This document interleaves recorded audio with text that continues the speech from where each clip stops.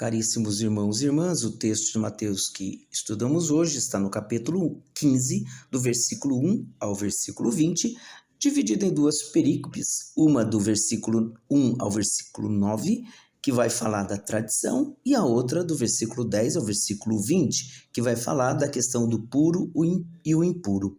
Essas duas perícopes, elas se complementam na narrativa aqui de Mateus.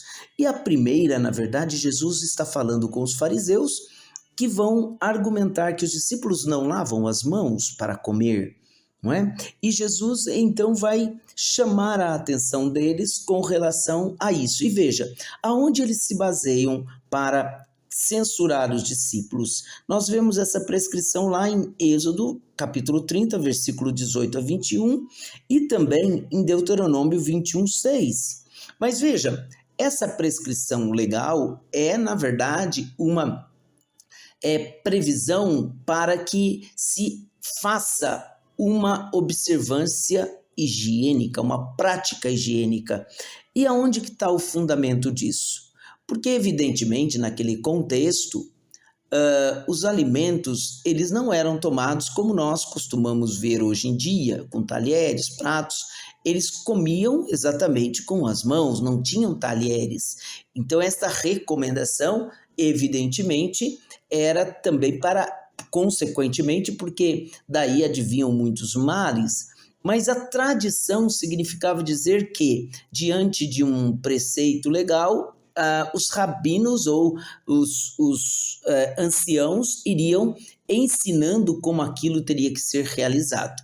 Por isso aí a questão da tradição dos antigos.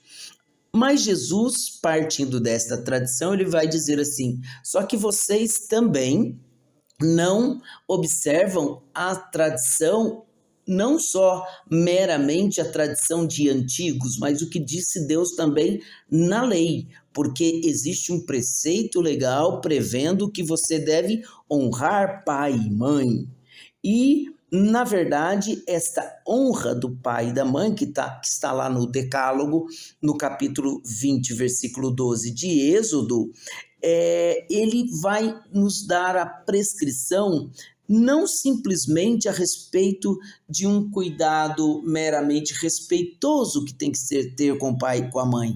Não, mas é no sentido do cuidado a que se está vinculado por esta relação entre maternidade, paternidade e assim por diante, não é? Então veja, tanto que no Decálogo também, né, proveniente do Decálogo, obviamente, né, nós vamos percebendo que o Êxodo traz algo ainda mais grave quando ele vai falando do homicídio, que também tem uma previsão em relação a pai e mãe. Por isso que nessa passagem Mateus retoma essa realidade, não é? Está lá em Êxodo 21, versículo 17. Então isso quer dizer para nós que este preceito não é uma mera prescrição para você se lembrar, respeitar, não magoar. Não, é mais que isso. É para que se atenda à necessidade do pai e da mãe. Mas qual é o subterfúgio que eles usavam? Também se baseando na lei, conforme Êxodo 20 e 28, a tudo aquilo que eles não queriam repartir, portanto eles diziam, é corban, ou seja, consagrado ao Senhor. E tudo aquilo que era consagrado, quer seja um objeto, quer seja qualquer tipo de bens, não poderia ser mais divisível. Portanto, por conta da prescrição legal, eles deixavam de exercer a caridade. E aí é que está o ponto fundamental, não é? Que vai se desdobrar na segunda perícope que vemos. Jesus, ao se dirigir então agora à multidão, vai dizer, não é o que entra, mas o que sai da boca que mancha o homem, não é? E Jesus, então, ao falar isso, vai perceber que aquelas pessoas que o contestavam não gostaram, evidentemente, do que ele falou, e Jesus vai trazer essa máxima para eles, né? Uma árvore que o pai não plantou será arrancada.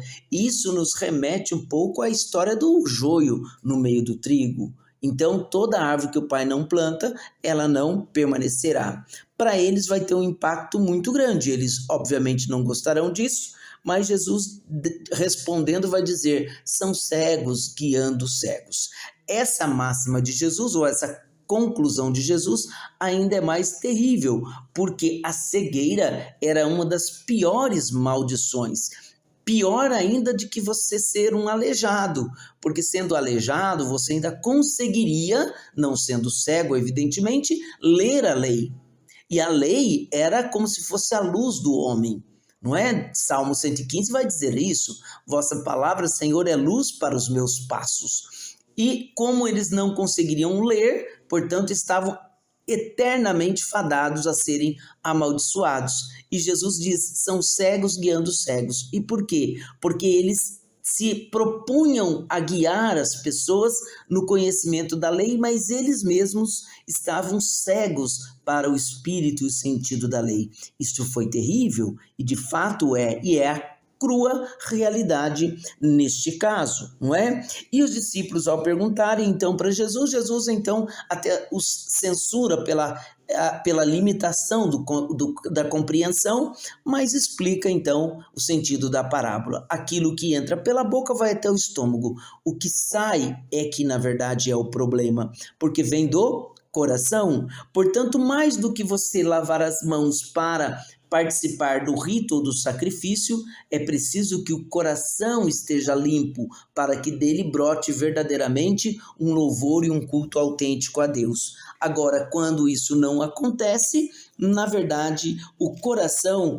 pode ser uma fonte de todos os seus pecados, porque é do coração que saem os assassinatos, adultérios, prostituições, roubos, falsos testemunhos, difamações e assim por diante. Por isso a profecia de Isaías cai exatamente muito bem aqui.